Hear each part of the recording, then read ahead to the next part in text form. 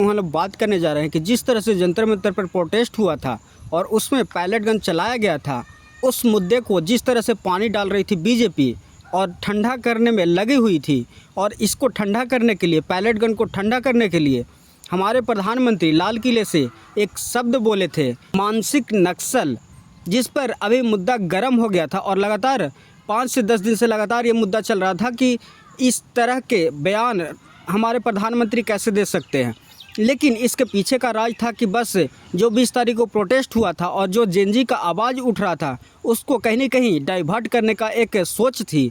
और अभी देखिए कि अभी राहुल गांधी जिस तरह से पैलेट गन चला था और इस पर ब्रीफिंग करके और छात्र को दिखाए थे कि पैलेट गन चला है, और सरकार बोल रही थी कि पैलेट गन नहीं चला है। लेकिन इसी पैलेट गन को लेकर के अभी जो दिल्ली पुलिस में राहुल गांधी ने जिस छात्र को दिखाया था, उस छात्र को लेकर के उस पर एफआईआर करने के लिए चले गए। उस पर देखिए कि दिल्ली पुलिस एफआईआर करने से मना कर रही थी, लेकिन जब राहुल गांधी ने उस पर प्रेशर दिया और जब बोलने लगे कि अगर पैलेट गन पर जिस छात्र को मारा गया, जिससे छात्र घायल हुए हैं, उनकी आँख की रोशनी चली गई है, उस छात्र का एफआईआर क्यों नहीं कर रही दिल्ली पुलिस।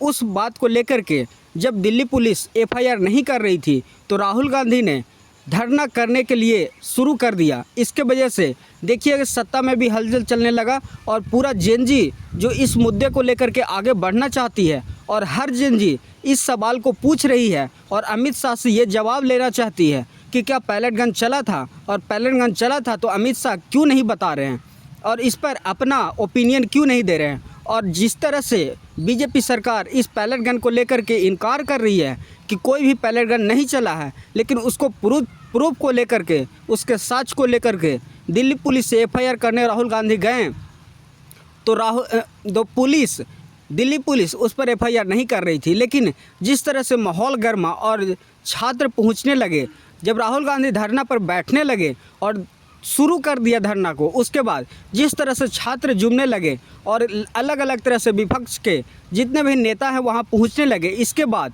जिस तरह से सत्ता में प्रेशर आया, सत्ता में प्रेशर आने के बाद जिस तरह से हमारे प्रधानमंत्री या कह सकते हैं हमारे गृह मंत्री अमित शाह इस पर कहीं न कहीं प्रेशर में आकर के इस एफआईआर को लेने के लिए मजबूर हो गए।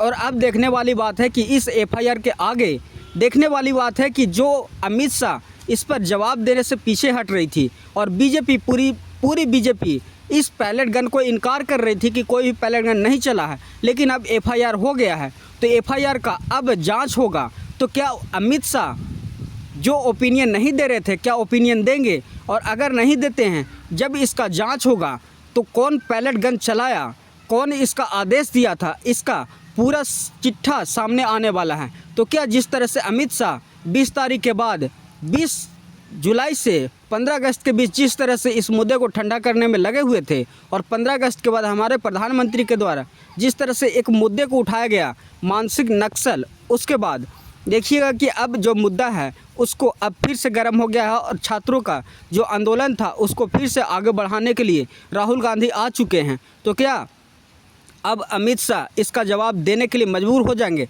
क्या पूरी तरह से बीजेपी प्रेशर में है, घुटनों में आ गई है? जिस तरह से अभी देखिए कि कांग्रेस जिस वंदे मातरम को लेकर के एक चर्चा चली थी, और बीजेपी लगातार कांग्रेस पर प्रेशर डाल रही थी कि क्या वंदे मातरम पूरा गाना ज़रूरी नहीं है, पूरा वंदे मातरम गाने से कांग्रेस को क्या दिक्कत है। लेकिन कांग्रेस इस पर एक वर्किंग कमेटी एक की और मीटिंग करने के बाद एक स्टेप लिया कि हम जब भी गाएंगे तो सिर्फ वंदे मातरम का 2 लाइन ही गाएंगे। और इससे कहीं न कहीं कांग्रेस से दिखाई देता है, विपक्ष से दिखाई देता है कि अब वो बीजेपी को टक्कर देने के लिए पूरी तरह से तैयार है।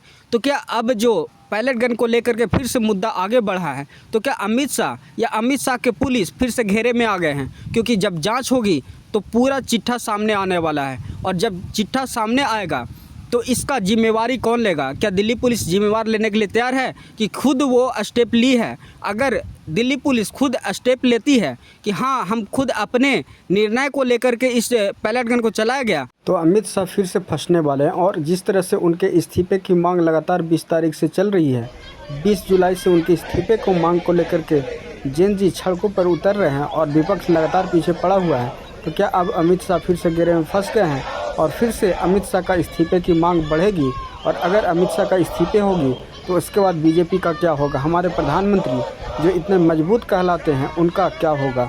देखते हैं आगे क्या होने वाला है। नए हो तो चैनल को सब्सक्राइब कर लें और बेल आइकन दबा लें। इसी तरह का अपडेट आप सबको मिलता रहेगा। दोस्तों से ज़रूर शेयर करें।